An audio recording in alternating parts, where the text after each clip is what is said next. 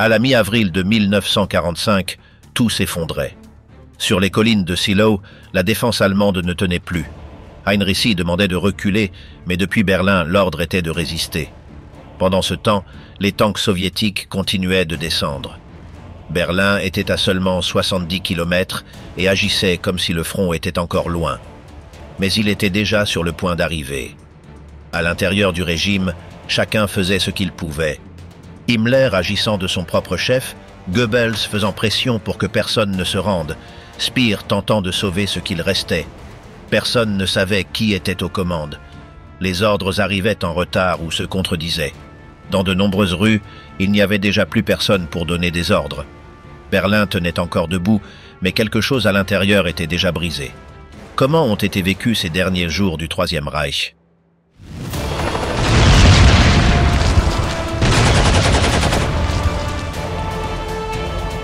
Saluer un cadavre en uniforme. Le 20 avril 1945, Adolf Hitler fêtait ses 56 ans enfermé dans le bunker de la chancellerie, tandis que Berlin se transformait en un champ de ruines. Dehors, les canons du premier front biélorusse étaient déjà audibles sans difficulté au cœur de la ville. L'artillerie soviétique avait commencé à tirer depuis des positions à moins de 10 km du centre. Berlin était encerclé par 3 fronts ennemis. À l'intérieur du bunker, l'ambiance était tendue, forcée, presque cérémoniale. À 11 heures du matin, un petit groupe de hauts fonctionnaires entra dans le vestibule du refuge pour saluer le Führer. Il n'y eut pas de célébration. Seulement une file de mains tendues, quelques salutations mécaniques et un Hitler courbé, au regard perdu, qui peinait à maintenir le contact visuel. Il avait l'apparence d'un vieil homme malade. Parmi les fonctionnaires se trouvaient Goebbels, Bormann, Dönitz, Keitel, Jodl, Krebs et le nouveau chef du Volkssturm, Hans Fritzsche. Aucun d'eux n'avait encore d'illusion sur la situation militaire. À quelques mètres de cette salutation, les cartes montraient que la chute de Berlin n'était qu'une question de jours. Pendant ce temps, sous terre, des bombes tombaient sans relâche. Les troupes de la 8e garde soviétique avaient traversé l'Oder et avançaient vers le quartier de Marzahn. Les blindés T-34 ouvrait un chemin à travers les décombres de Lichtenberg, tandis que la Luftwaffe ne pouvait plus répondre. Les quelques unités restantes étaient dissoutes ou au bord de l'effondrement. Le groupe d'armée Vistule ne parvenait pas à maintenir une ligne stable. Joseph Goebbels, qui avait déplacé sa famille dans le bunker la veille, fut celui qui s'occupa de maintenir le rituel d'anniversaire. Il conduisit ses 6 enfants, vêtus de manière impeccable, pour saluer Hitler, qui les reçut avec un sourire éteint. Ce fut le dernier geste familial qu'on verrait là-dedans. Peu après, Hitler se réfugia dans sa salle personnelle et ne ressortit plus pendant des heures. Eva Braun tentait de remplir les silences avec des blagues vides, mais personne n'y prêtait attention. En parallèle, Albert Speer, ministre de l'Armement, arriva à l'improviste depuis Hambourg.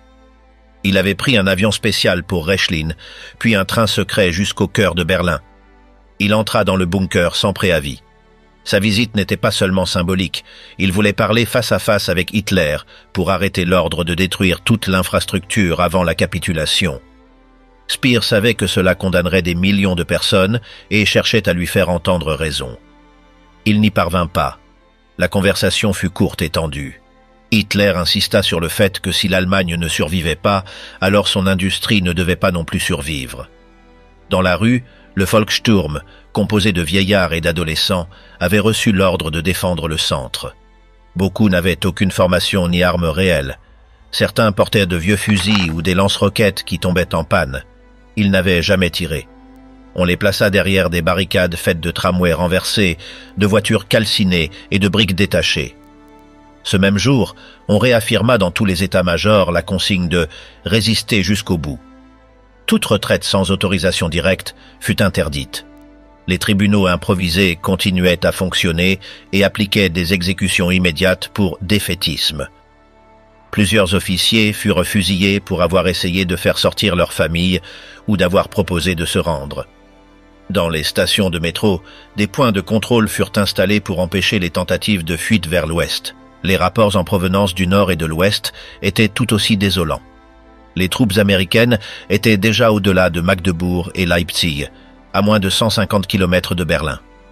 La région de Brandebourg était saturée de réfugiés fuyant à pied entre les bombardements et des troupes désorganisées. Certains étaient exécutés pour ne pas être restés chez eux.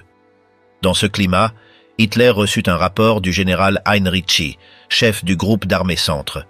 Il l'avertissait que Berlin ne pouvait plus résister plus d'une semaine. Hitler le rejeta. Il donna des ordres pour réorganiser des divisions fantômes et lança une prétendue contre-attaque depuis le sud avec des troupes sans carburant ni connexion réelle. Dans sa tête, la victoire était encore possible. À la tombée de la nuit, l'artillerie soviétique intensifia son tir. Des impacts tombèrent dans le Tiergarten, sur l'avenue Unter den Linden et près de la gare d'Anhalter. Le bruit était incessant. La population civile se cachait où elle pouvait, dans les tunnels, les sous-sols, les passages murés. De nombreuses familles étaient sans eau ni électricité depuis des jours. Les rations étaient lancées au hasard depuis des camions en mouvement. Le réseau de distribution ne fonctionnait plus. Dans le poste de commandement du général Weidling, chargé de défendre la ville, on discutait des points les plus vulnérables. Il fut conclu que le sud ne tiendrait pas, les panzers étaient détruites et il n'y avait plus rien pour les renforcer. Weidling demanda de déplacer des unités vers le centre. On lui répondit que cela serait considéré comme une trahison. Dans le dernier rapport de la journée, Goebbels lut une phrase devant quelques personnes. « Le Führer reste ferme à Berlin. Les Soviétiques échoueront comme à Stalingrad. » Personne ne répondit. Certains firent semblant d'écouter. D'autres baissèrent les yeux. L'écart entre ce qui était dit et ce qui se passait était insurmontable. La journée se termina sans cérémonie. Dans le bunker, Hitler dîna en silence avec Eva Braun et 2 assistants. Dehors, le feu marquait le ciel de Berlin. À seulement quelques kilomètres, les Soviétiques avançaient sans frein. Le dernier anniversaire du régime ne fut ni accompagné de toasts, ni de discours. Il n'y eut que des décombres, de la fumée et une ville sur le point de s'éteindre. Flèches sur des cartes qui ne servirent plus. Le 21 avril commença avec le bruit constant de l'artillerie soviétique frappant les banlieues de l'Est. À 6 heures du matin, des unités du 5e armée de choc entrèrent par la route de Königs-Wusterhausen et à 9 heures, les premiers combats de rue éclatèrent à Friedrichshain. En moins de 3 heures, le commandement de la défense de Berlin perdit le contrôle des accès orientaux. La ville était officiellement divisée en secteurs isolés. Dans le bunker de la chancellerie, Hitler reçut un rapport qui marqua un point de rupture. Le général Heinrici avait autorisé une retraite partielle de ses troupes pour éviter la destruction totale. Hitler explosa. Il cria que c'était une trahison, que personne n'obéissait aux ordres et que le commandement s'était effondré. Sa colère le fit s'effondrer sur sa chaise, le visage pâle et la respiration perturbée. C'était la première fois que les présents le voyaient complètement déstabilisé. À partir de ce moment, il commença à dicter des plans qui n'avaient aucun sens pratique. Il ordonna que la 12e armée, sous le commandement de Wenck, se dirige vers le nord et brise l'encerclement pour libérer Berlin. Cette unité reculait depuis Magdebourg, sans carburant ni artillerie lourde, et avait à peine de contact avec les lignes de communication. Hitler exigeait une avancée immédiate qui ne pouvait pas être exécutée. Le général Jodl tenta de lui expliquer les limitations, mais il fut interrompu. Hitler insistait sur le fait qu'un coup surprise briserait l'encerclement russe et restaurerait le moral. Personne ne le contredit. Pendant ce temps, les Soviétiques fermèrent l'anneau par le nord. Des troupes de la 47e armée prirent Brno et se préparaient à couper l'accès à Pankow. Les ponts du Havel furent dynamités par des unités allemandes en retraite. La route vers Reinickendorf fut détruite. Des milliers de civils tentaient de traverser à pied, entre les tirs croisés et les explosions. Le centre de Berlin commençait à se remplir de réfugiés, arrivant avec rien d'autre qu'un sac à dos. Les stations de métro s'effondraient. Dans ces mêmes minutes, Heinrich Himmler, depuis une base secrète à Lübeck, lança une négociation avec la Croix-Rouge suédoise pour établir un contact informel avec les alliés occidentaux. Il cherchait à ouvrir un canal permettant une reddition partielle du nord de l'Allemagne, dans le dos d'Hitler. Le message fut intercepté par les services britanniques et filtré à Dönitz. La méfiance interne augmenta. Goebbels ordonna une émission spéciale sur la radio nationale. On dit que Berlin résisterait comme Stalingrad, que chaque bâtiment serait une forteresse. Il appela la population à avoir confiance dans le contre-attaque de Wenck. La propagande continuait d'utiliser un langage héroïque que plus personne ne croyait. Les quartiers de l'Est étaient un enfer de fumée, de ruines et de corps. Le 22 avril au matin, La situation empirait. La 3e garde blindée soviétique réussit à pénétrer par le sud, depuis Köpenick. Ils prirent le contrôle du carrefour ferroviaire à Ostkreuz. La division Norrland, composée de volontaires étrangers des SS, fut envoyée pour contenir l'avancée. Ils furent anéantis en moins de 5 heures. Les combats laissèrent des centaines de civils piégés dans les refuges. Dans le bunker, les cartes étaient de plus en plus rouges. Hitler ne se réunissait plus avec le haut commandement à la table habituelle. Il ordonna que les rapports lui soient remis directement dans sa chambre. Il parlait seulement avec Bormann et Goebbels. La salle des communications recevait plus de 300 messages par heure, mais la plupart étaient des demandes d'évacuation ou des confirmations de pertes. Aucun n'apportait de soulagement.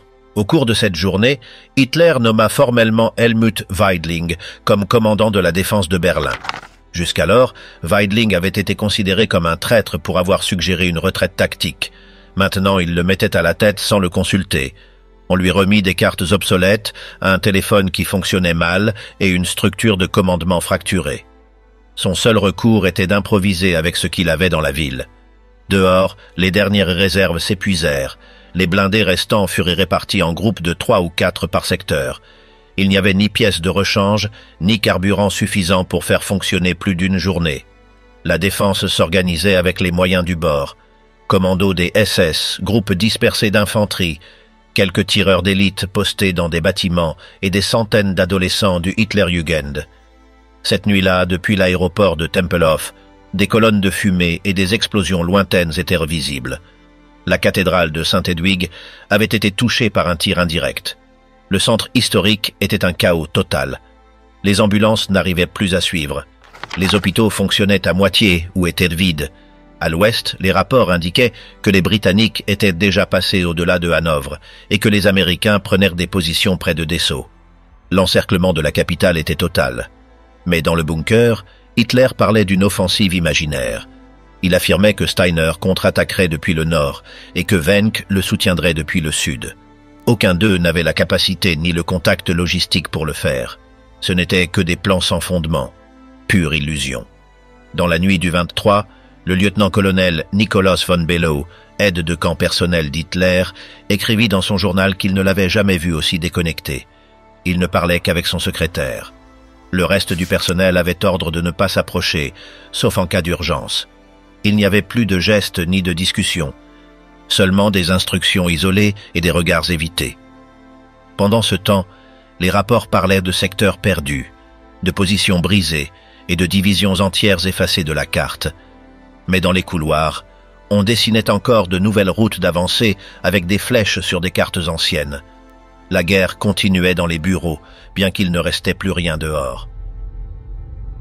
23 avril 1945, Berlin sans issue. Le 23 avril commença avec des communications totalement saturées.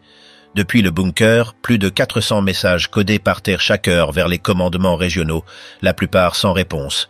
Les téléphones restants en état de fonctionnement étaient utilisés pour confirmer les noms des officiers disparus.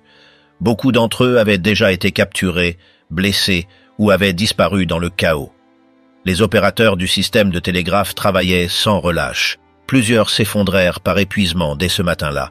Goebbels, installé de manière permanente à la chancellerie, commença à émettre des directives comme s'il était le chef civil de Berlin. Il ordonna la mise en place de groupes de surveillance dans chaque quartier pour détecter les éventuels défaitistes. À chaque commandement de rue, des listes de suspects furent remises, des fonctionnaires locaux aux voisins ordinaires dénoncés. La consigne était claire: enfermement immédiat ou exécution sommaire. En moins de 24 heures, plus de 200 personnes furent arrêtées pour semer la panique. Parallèlement, le système de justice militaire instaura des tribunaux d'action rapide dans les sous-sols des bâtiments officiels. Un major, un secrétaire et un soldat décidaient en moins de 10 minutes du sort de chaque accusé. La plupart furent condamnés pour lâcheté au combat. Les sentences étaient exécutées sur le côté du même bâtiment. Il n'y eut pas d'appel. Le même matin, un groupe de 8 soldats fut fusillé rue Wilhelmstrasse pour s'être retiré sans ordre écrit. La résistance à l'intérieur de Berlin était un puzzle sans coordination. Certains secteurs avaient des groupes du Volkssturm, d'autres des bataillons des SS, et dans de nombreux cas, les deux se confrontaient à cause de la confusion des ordres. Les radios ne fonctionnèrent plus dans la majeure partie du nord de la ville. Les ordres arrivaient en retard ou n'arrivaient pas du tout. Dans plusieurs zones, les voisins prenaient le contrôle direct des abris anti-aériens sans attendre d'instructions. Dans ces conditions, le lieutenant-général Weidling tenta d'établir un poste de commandement dans la zone de Tiergarten, mais la plupart des rues étaient bloquées par des décombres. Il mit 5 heures à parcourir moins de 3 kilomètres. Lorsqu'il réussit à s'installer, il découvrit qu'il n'y avait aucun moyen de communiquer avec la plupart de ses subordonnés. Le contact radio se perdait après quelques minutes. La ville était divisée en zones de combat sans ligne claire de contrôle. Dans le bunker, Hitler reçut une notification codée en provenance de Berchtesgaden. Hermann Göring avait envoyé un télégramme suggérant que, selon le décret de 1941, il devrait prendre le pouvoir en cas d'incapacité du Führer. Il demandait l'autorisation d'agir en tant que chef de l'État. Bormann intercepta le message et le présenta comme une tentative de coup d'État interne. Furieux, Hitler ordonna qu'il soit destitué de tous ses postes et qu'une arrestation immédiate soit ordonnée. La nouvelle se répandit dans le bunker en quelques minutes. Beaucoup interprétèrent le message de Göring comme une étape inévitable. La structure de commandement était complètement fracturée. Certains hauts responsables commencèrent à détruire des documents. D'autres tentèrent d'envoyer des messages codés à leurs familles. L'idée que la fin était proche était déjà un consensus. Au sud de la ville, les troupes soviétiques prirent le contrôle du quartier de Tempelhof. L'ancienne terminale de l'aviation commerciale fut inutilisée. Les hangars s'enflammèrent après plusieurs impacts directs. Des troupes d'infanterie urbaine avançaient avec des lance-flammes et des explosifs pour dégager les bâtiments. Les défenses allemandes, dispersées et mal coordonnées, ne parvenaient pas à freiner l'avancée. Ce jour-là, plus de 70 incendies furent signalés dans des secteurs résidentiels. Il n'y avait pas de pompiers disponibles. De nombreux hydrants avaient été détruits par les bombardements et les rues étaient impraticables. La fumée empêchait de voir à plus de 20 mètres dans de nombreuses zones. Les ambulances qui fonctionnaient évitaient de s'approcher des zones de combat les plus intenses. Certains blessés étaient transportés en brouette ou sur des vélos cassés. Dans la zone de Moabit, une résistance improvisée se forma avec ce qui restait du bataillon de train. Ils furent renforcés par des travailleurs ferroviaires armés de pistolets et de dynamite. Ils arrêtèrent temporairement une avancée soviétique pendant 6 heures, mais furent balayés à la tombée de la nuit. Aucun des commandements supérieurs n'était au courant de cette action avant d'être informés de leur anéantissement. Les Gauleiter de plusieurs régions commencèrent à disparaître de la carte. En Poméranie, en Saxe et en Thuringe, les chefs locaux abandonnèrent leurs postes sans prévenir. Certains fuirent vers l'ouest, tentant de traverser dans les zones occupées par les Britanniques. Dans d'autres cas, ils furent interceptés par leurs propres troupes. L'appareil administratif du Reich n'existait plus en tant que tel. Les décisions étaient prises de manière isolée, souvent sans consulter personne. À la chancellerie, Eva Braun organisa un dîner privé avec une partie du personnel féminin encore présent. Ils préparèrent ce qu'ils trouvèrent, du pain dur, des conserves et quelques bouteilles de vin. Au milieu de la fumée et des tremblements du sol, il y eut même des rires forcés, une sorte de bulle absurde au milieu de l'effondrement général. Goebbels termina la journée en prononçant un discours improvisé dans une salle souterraine. Il affirma que l'Allemagne vivait son heure la plus glorieuse, qu'elle résisterait jusqu'au dernier obus et que ses ennemis ne connaîtraient jamais la victoire. Personne n'applaudit. L'écho des explosions coupa plusieurs fois sa voix. À quelques mètres de là, le personnel de l'intendance détruisait les réserves et les archives. Quand la journée se termina, il n'y avait plus aucune voie sûre pour quitter Berlin. Les routes étaient coupées, les trains arrêtés, les aérodromes neutralisés. Il ne restait que des ruines, de petits foyers de combat et une ville sans direction. La sortie n'était plus une option. Il ne restait qu'à résister à ce qui viendrait. Le jour où Himmler tenta de se rendre en secret, le 24 avril, l'aube arriva avec les premiers affrontements sur le canal Landwehr. L'avancée soviétique, qui jusque-là avait été frontale, se déplaça dans des corridors urbains. Les troupes des 3e et 5e armées de choc commencèrent à se diviser en petits groupes, formés pour les combats en milieu clos. Ils allaient porte par porte, lançaient des grenades dans les escaliers, faisaient sauter des accès renforcés, brûlaient des sous-sols avec des lance-flammes. L'objectif n'était plus de prendre des rues, mais de vider chaque bloc, chambre par chambre. À 11 heures du matin, des combats furent signalés à Nollendorfplatz, où une section de la 11e SS Nordland résistait à l'hôtel Saxenhof. Les tirs croisés détruisirent 3 pâtés de maison. Un char soviétique entra dans la cour arrière et tira directement sur les cuisines. Des centaines de civils furent piégés dans les sous-sols, sans eau ni air. Personne ne vint les sauver. Pendant ce temps, à Berlin, dans une maison de campagne au nord du pays, Himmler rencontra un émissaire suédois en liaison avec des représentants britanniques. Il proposa une reddition partielle en échange du contrôle du nord de l'Allemagne. Il voulut présenter cela comme une manœuvre pour stopper les soviétiques. Le message fut codé et envoyé en Suède. Les Britanniques le rejetèrent catégoriquement. L'information sur la négociation arriva à Berlin par l'intermédiaire d'un agent double. Bormann, en apprenant la nouvelle, passa à Hitler une note manuscrite. Il ne réagit pas immédiatement. Ce n'est que 3 heures plus tard qu'il ordonna de révoquer tous les titres de Himmler et de le déclarer ennemi de l'État. Un mandat d'arrestation fut également lancé, bien que personne n'ait les moyens de le faire appliquer. Cet après-midi-là, Speer effectua une dernière tournée des bâtiments clés du Reich. Il se rendit du ministère de l'Armement à la gare de Lehrter pour empêcher les chaudières du système de chauffage central d'être détruites. Lors d'une réunion avec des commandants de niveau intermédiaire, il supplia qu'on ne suive pas les ordres de détruire les infrastructures. Il expliqua que Hitler était malade et mal informé. Certains l'écoutèrent, d'autres non. Le même soir, 3 usines à Siemensstadt furent détruites sur ordre direct du commissariat à la guerre. À Mitte et Kreuzberg, les combats ne s'arrêtèrent pas. Les troupes soviétiques avançaient le long des bords des canaux, tandis que la défense allemande utilisait les tunnels du métro comme voie de déplacement. Les combats se déroulèrent sur les quais, dans les escaliers, autour des bouches d'aération. Les tirs étaient constants. Les murs étaient couverts de suie et de sang. Les civils se mêlaient aux combattants. Personne ne demandait de compte. À la station Moritzplatz, une brigade soviétique resta piégée 8 heures sous des tirs croisés. Ils tentèrent de faire sauter une sortie par la ligne U8, mais l'effondrement d'un tunnel les obligea à battre en retraite. Finalement, ils sortirent par une voie d'urgence. Le combat laissa des dizaines de morts de part et d'autre. À la surface, les corps s'amoncelaient dans les coins. Personne ne les touchait. Dans le bunker, Hitler dormait le jour et était éveillé la nuit. Ces réunions avaient lieu entre 2 et 5 heures du matin. Les lumières restaient allumées en permanence. L'air était lourd. Les générateurs tombaient en panne. La climatisation ne fonctionnait pas. Certains dormaient dans les couloirs. Goebbels renforça le contrôle sur les civils. Il ordonna la formation de comités de défense de quartier pour surveiller, nettoyer les décombres et dénoncer quiconque paraissait démoralisant. Des tracts furent imprimés dans des imprimeries mobiles et circulèrent dans les rues encore sous le contrôle des SS.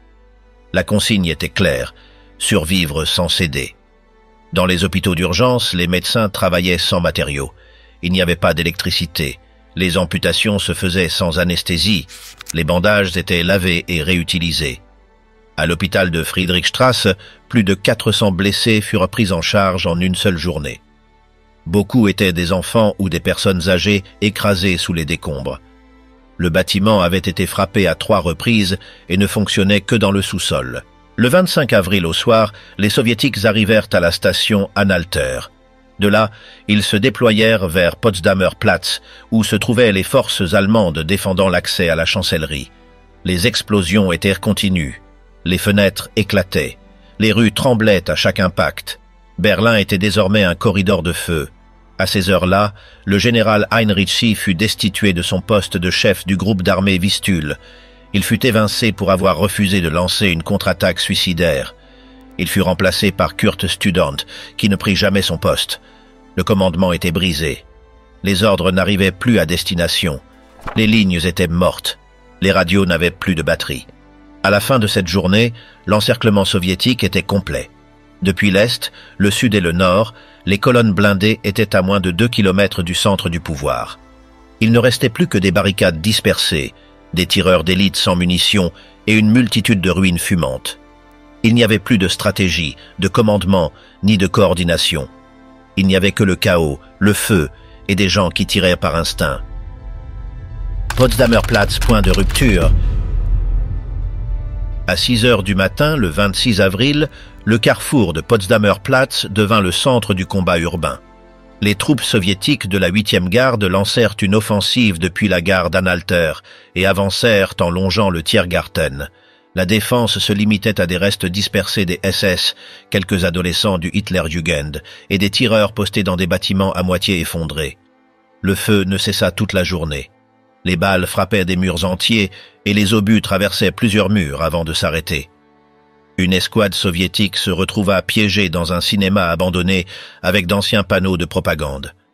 Ils tentèrent de s'échapper par l'arrière, mais un groupe de mitrailleuses les prit en embuscade depuis un balcon de l'hôtel Esplanade. 2 T-34 entrèrent dans la rue et tirèrent sans relâche. En moins d'1 heure, l'intersection était recouverte de poussière et de débris. Ce même jour, une autre colonne soviétique ouvrit un trou par la Wilhelmstrasse. À partir de là, ils purent encercler partiellement le quartier gouvernemental. Pour la première fois, le bunker était à portée de l'artillerie directe. À partir de ce moment, tout mouvement à l'intérieur du complexe devait se faire sous terre. Personne ne montait plus. Goebbels ordonna d'activer les haut-parleurs publics avec des enregistrements préenregistrés. Des phrases comme « La victoire réside dans le sacrifice » ou « Berlin ne se rendra pas » résonnaient. Presque tous les haut-parleurs étaient hors service et ceux qui fonctionnaient étaient noyés par les explosions. Néanmoins, les équipes de propagande insistèrent pour connecter des générateurs portables pour les maintenir en marche. Pendant ce temps, Bormann réorganisait l'intérieur du bunker. Il évacua le personnel non essentiel, centralisa tous les documents et ordonna la destruction des papiers qui ne devaient pas circuler. Les décisions étaient prises parallèlement. Parfois, 2 personnes donnaient le même ordre sans le savoir. Les téléphones sonnaient pour confirmer des informations qui avaient déjà changé. Au milieu de ce chaos, un groupe de Hitlerjugend tenta de récupérer une position près de Leipzigerstrasse. Il s'agissait de 14 garçons âgés de 14 à 16 ans. Ils attaquèrent avec de vieilles grenades et des fusils rouillés.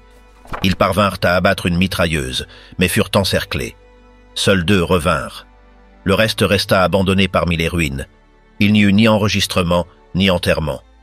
À la Charité, un bombardement détruisit 2 étages. Les salles d'opération fonctionnaient avec des lampes de poche ou des bougies. Les couloirs étaient inondés d'eau mélangée à du sang. Les infirmières évacuaient les blessés par des escaliers bloqués. Il n'y avait plus de lits. On utilisait des portes cassées, des planches ou des chaises. Dans les tunnels du métro, le mouvement était constant. Les troupes allemandes utilisaient les lignes U2 et U6 pour se déplacer sous terre et attaquer par surprise.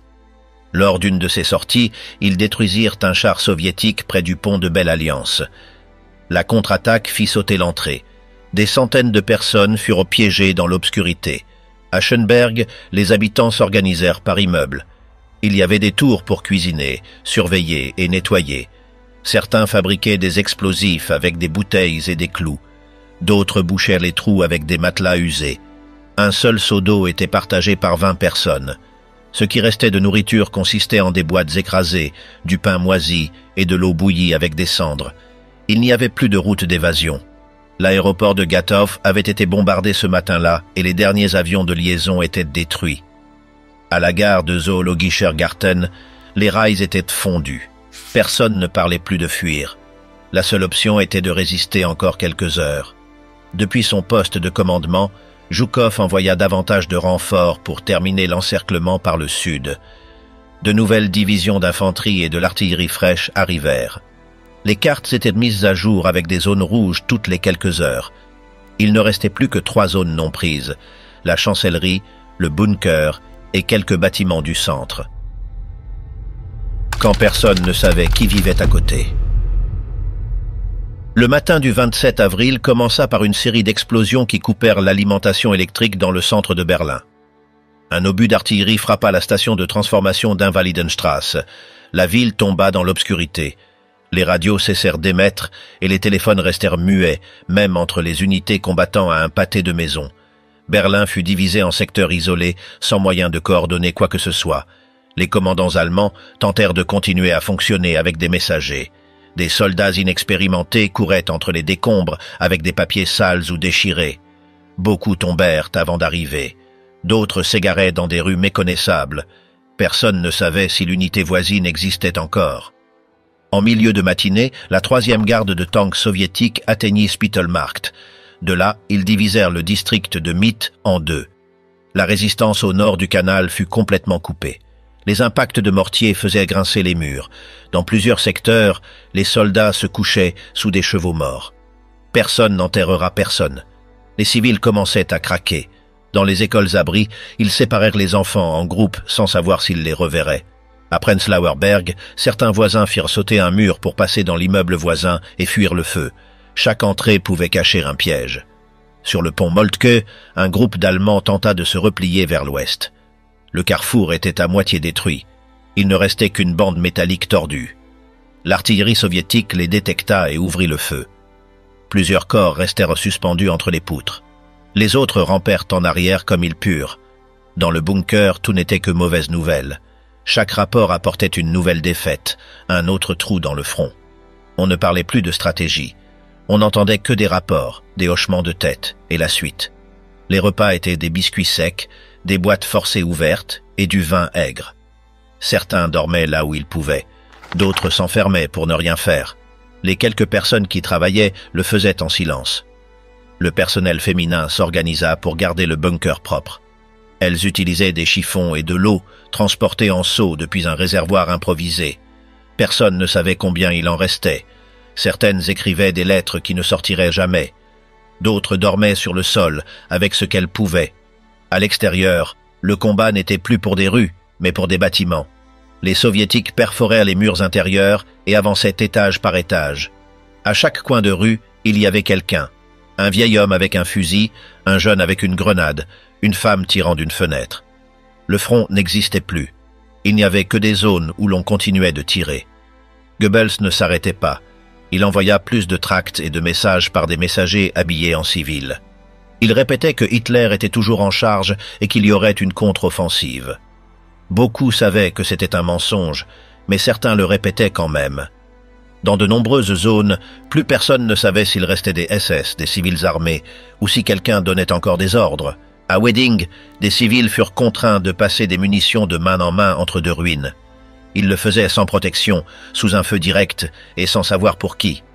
Certains tentèrent de fuir. Ils furent tués au coin suivant. Ce n'était plus de la discipline. C'était la peur de se faire tuer sur le champ. Près de Gesundbrunnen, dans une usine de briques vides, un peloton allemand refusa de continuer. Leur capitaine les accusa de désobéissance et appela un tribunal expéditif. 2 heures plus tard, 3 d'entre eux furent fusillés dans la cour de chargement.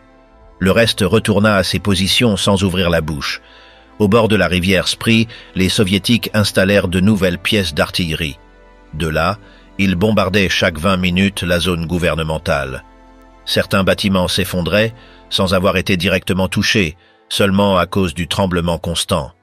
Les rues se remplissaient de poussière à chaque fois. Pour respirer, beaucoup mouillaient des chiffons et se les attachaient autour du visage. À la fin de la journée, la sensation était celle-ci. Berlin n'était plus une ville. Ce n'était que des morceaux éparpillés, déconnectés, où personne ne savait qui vivait à côté. Les radios ne disaient rien. Les téléphones ne fonctionnèrent pas. Et les bruits que l'on entendait étaient seulement ceux de ceux qui devaient encore bouger, sachant que cela pouvait être le dernier trajet. Quand le Reich se brisa de l'intérieur, le 28 avril commença avec le bunker transformé en un véritable bouillon de culture. Les couloirs étaient remplis de bruit, de pas rapides, de voix coupées.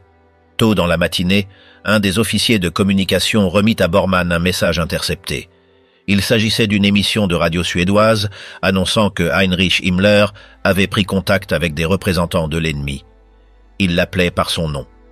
Il disait qu'il avait proposé la reddition du nord de l'Allemagne.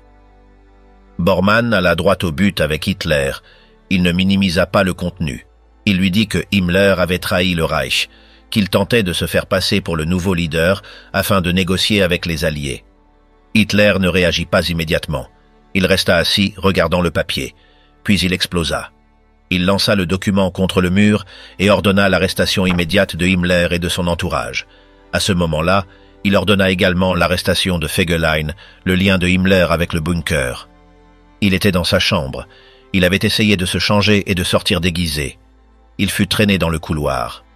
Goebbels et Bormann profitèrent du chaos pour prendre le contrôle total des communications internes. Ils fermèrent l'accès à la radio. Seuls les messages approuvés par eux pouvaient être diffusés.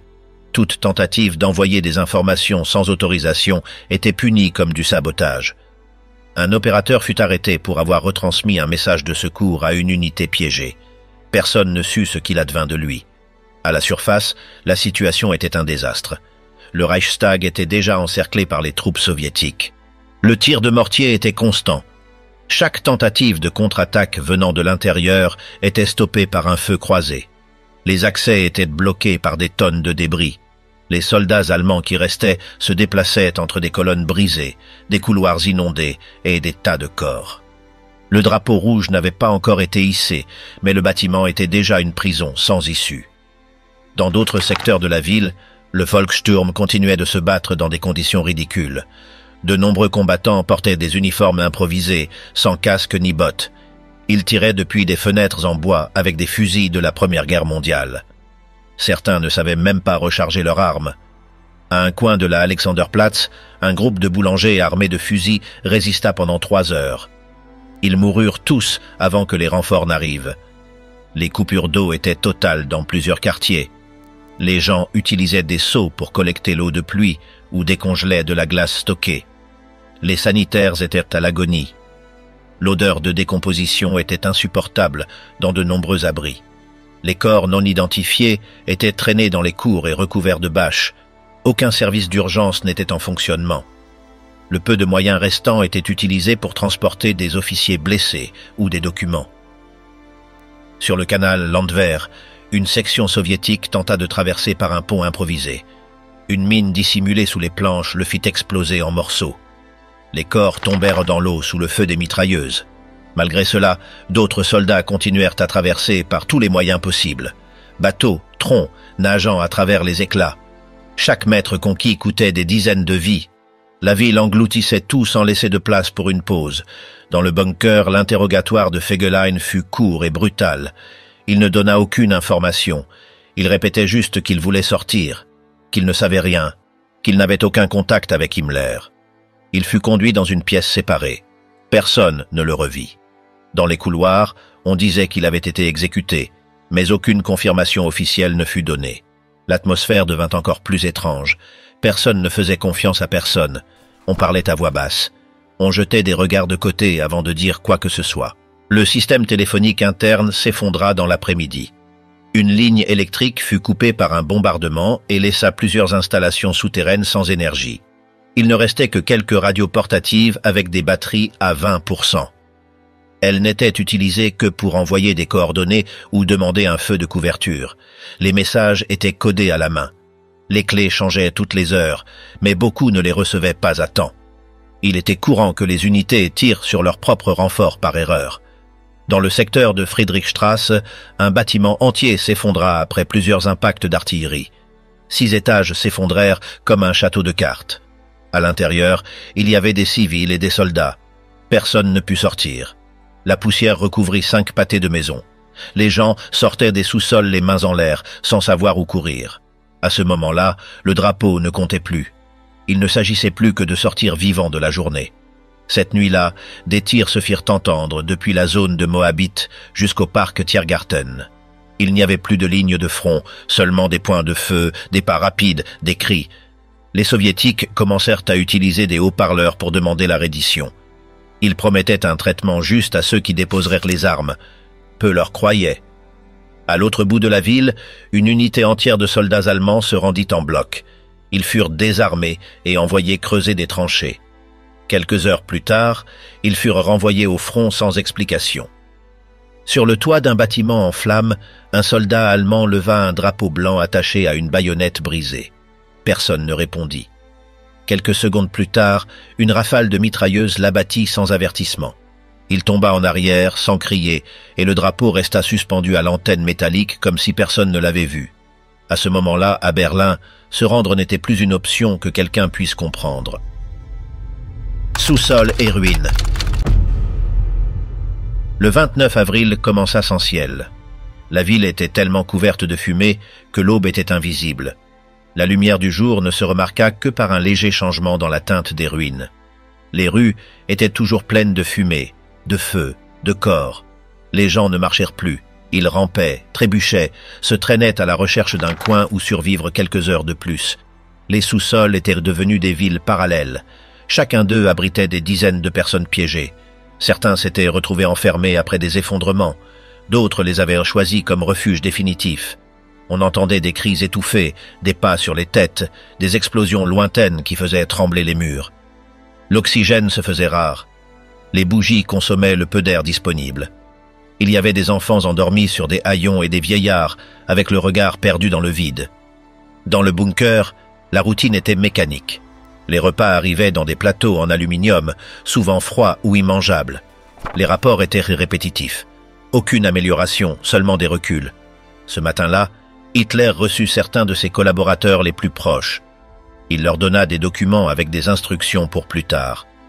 Il ne donna aucune explication. Il parla quelques minutes, puis se retire dans sa chambre et ne sortit pas de la journée. Les combats les plus violents se concentraient déjà dans le secteur du Reichstag et de la chancellerie. L'infanterie soviétique pénétrait par des fentes, des égouts, des accès latéraux. Chaque salle était un champ de bataille. Les Allemands avaient installé des pièges, des fils explosifs, des mines. Chaque étage conquis était perdu quelques minutes après. Il n'y avait pas de ligne de front définie, seulement du bruit et de la mort. Les conditions dans les hôpitaux étaient inhumaines. Dans le quartier de Kreuzberg, une infirmière se suicida après avoir travaillé sans dormir pendant 60 heures. La moitié des établissements de santé avaient été évacués ou détruits. Ceux qui restaient fonctionnaient sans électricité ni médicaments. De nombreux patients étaient allongés sur des sols froids, avec des blessures ouvertes et sans soins. Ceux qui pouvaient marcher aidèrent les autres. Ceux qui ne pouvaient pas attendaient simplement. Dans le bunker, Bormann continuait de superviser l'élimination des documents. Il brûlait des papiers dans des poêles portatives et mettait des fichiers dans des boîtes pour les détruire plus tard. Les étincelles sortaient par les évents. Tout ce qui pouvait compromettre quelqu'un disparaissait en silence. Certains officiers écrivaient des messages codés qu'ils déchiraient ensuite en morceaux. Dans une vieille école de Schönweid, un groupe de soldats allemands se retrancha dans un bâtiment avec une mitrailleuse et des munitions suffisantes pour quelques heures. Ils résistèrent jusqu'à ce que l'immeuble s'effondre sous un bombardement. Les murs explosèrent vers l'extérieur. Plusieurs civils qui se trouvaient dans le sous-sol moururent sous les décombres. Personne ne savait combien de combattants étaient à l'intérieur. On ne voyait que des jambes entre les briques. Les soldats soviétiques prenaient position dans des bâtiments à moitié détruits, utilisaient des meubles cassés comme parapets et tiraient par des fenêtres sans verre. L'un de leurs principaux objectifs ce jour-là était de couper les tunnels du métro pour empêcher les Allemands de fuir ou de déplacer des troupes. Sur la ligne U6, ils posèrent des explosifs sur plusieurs sections et firent sauter des accès clés. Dans un effondrement, des dizaines de personnes non combattantes moururent. Elles traversaient simplement. Aux eaux, ce qu'il en restait, plusieurs animaux se promenaient librement. Un ours fut abattu par une patrouille allemande lorsqu'il s'approcha. Les singes étaient morts de faim quelques jours avant. L'aquarium était sec. Les soldats utilisaient le lieu comme poste d'observation. Personne ne parlait. Ils visaient, tiraient, se repliaient. Les murs portèrent des inscriptions faites à la craie, des noms, des dates, des malédictions. Dans l'après-midi, un groupe de soldats soviétiques trouva une station de radio abandonnée. Elle fonctionnait encore. Ils transmirent un court message annonçant la chute imminente du centre de Berlin. Le message fut intercepté dans le bunker. Personne ne répondit. Il n'y avait plus de capacité à faire quoi que ce soit. Il ne restait plus qu'à enregistrer ce qui se passait. Goebbels dictait des textes de propagande à ses secrétaires. Il disait que le peuple résistait héroïquement, que les envahisseurs payaient chaque mètre de terrain avec leur sang, que Berlin était un exemple de bravoure. Personne n'écoutait ces messages. Même ceux qui les écrivaient ne croyaient pas en eux. C'était juste un reflet mécanique d'un système qui se désintégrait en temps réel. À la gare d'Anhalter-Bahnhof, une unité allemande tenta de faire sauter un train rempli de matériel pour qu'il ne tombe pas entre les mains ennemies. Ils ne réussirent pas à placer tous les explosifs et le feu ne toucha qu'une partie du convoi. Les Soviétiques entrèrent quelques heures plus tard et récupérèrent des documents, des cartes et des armes. La plupart étaient fait calciner. À l'intersection des lignes U6 et U2, une unité d'assaut soviétique trouva un tunnel effondré à moitié, avec des wagons renversés, des rails pliés et des restes de câbles fumants. Ils descendirent par un accès latéral, sans savoir s'il y avait des Allemands qui les attendaient. Ils avancèrent courbés pendant plus de 100 mètres, guidés par des lanternes rouillées et suivant une carte faite à la main que quelqu'un avait dessinée sur une boîte de munitions. Arrivés à une bifurcation, ils trouvèrent une porte ouverte avec une inscription sur le mur. « Archives ». Ils ne savaient pas ce que c'était. Ils entrèrent sans bruit et découvrirent une salle rectangulaire, avec des étagères tombées, des meubles cassés et des milliers de papiers éparpillés sur le sol. C'était une bibliothèque souterraine, autrefois utilisée comme archive municipale. Les soldats marchèrent entre des piles de livres brûlés. Dans un coin, près d'un bureau en bois à moitié cassé, une batterie anti-char était posée sur une base en fer soudée à ce qui fut autrefois une table de lecture. Elle avait été improvisée avec des pièces récupérées d'autres équipements. À côté d'elle, 2 corps en uniforme des SS étaient repliés comme s'ils s'étaient endormis. Personne n'a tiré. Personne n'a crié. Le commandant de l'escouade sortit un carnet, nota la position et marqua le mur avec de la craie rouge. Puis ils sortirent en file indienne, sans regarder en arrière, laissant tout comme ils l'avaient trouvé. À l'extérieur, la ligne U2 continuait de trembler sous les bombardements. L'avancée ne s'arrêta pas. Ils notèrent simplement une autre salle perdue entre tunnels, câbles et ruines. Comme si ce qui s'était passé là n'intéressait plus personne. Le dernier bruit fut un téléphone. À 5 heures du matin, le 30 avril, le bruit des explosions ne cessait. Les tanks soviétiques étaient positionnés devant le Reichstag et continuaient de tirer. La façade n'était plus qu'un mur troué. À l'intérieur, les soldats allemands continuaient de tirer depuis ce qu'il restait des colonnes ou des trous dans les décombres. Personne ne répondait aux ordres. Chaque groupe se défendait comme il pouvait. À la chancellerie, les entrées étaient bloquées avec des meubles cassés, des bureaux renversés, des classeurs vieux cloués avec des pointes. À l'intérieur, rien n'était compréhensible. Les escaliers menant au bunker étaient pleins de gens, certains avec des bandages improvisés, d'autres assis sans dire un mot, des messagers avec des papiers sales, des dactylos attendant des instructions qui n'arrivèrent jamais. Personne ne posait de questions sur ce qu'il fallait faire. Dehors, les jardins étaient détruits. Il n'y avait plus de chemin dégagé. La porte de Brandebourg était derrière, et les soviétiques continuaient leur avancée, bâtiment par bâtiment. Chaque maison était marquée d'une croix rouge, parfois avec une lettre, d'autres fois avec des insultes ou des noms. Chaque symbole avait un sens. Dans les tunnels du métro, un groupe de soldats allemands improvisa une batterie avec des pièces de tramway. Ils tiraient vers la rue par des trous de ventilation. Cela ne réussit à ralentir l'avancée que quelques minutes. Les soviétiques répondirent en lançant du feu par les entrées. Dans les sous-sols, beaucoup ne cherchèrent plus à s'échapper. Certains étaient piégés, d'autres s'étaient enfermés seuls. Dans plusieurs bâtiments, les survivants écrivaient les noms de ceux qui étaient à l'intérieur, à la craie sur les murs. C'était tout ce qu'ils pouvaient laisser si tout le monde mourait. Dans le quartier de Mitte, des garçons du Hitlerjugend tentèrent de déplacer un canon. Ils n'y arrivèrent pas. Ils avaient moins de 15 ans. Un tireur d'élite les aperçut et quelques minutes plus tard, il ne restait plus personne à ce coin. Personne ne s'approcha. Les fenêtres se fermèrent comme si rien ne s'était passé. Dans le bunker, plus d'ordres écrits ne circulaient. Tout était murmuré. Ceux qui restaient savaient que c'était la fin. Certains continuaient à taper sur de vieilles machines à écrire. D'autres simplement s'assoyaient dans les couloirs. Personne n'avait de tâche précise.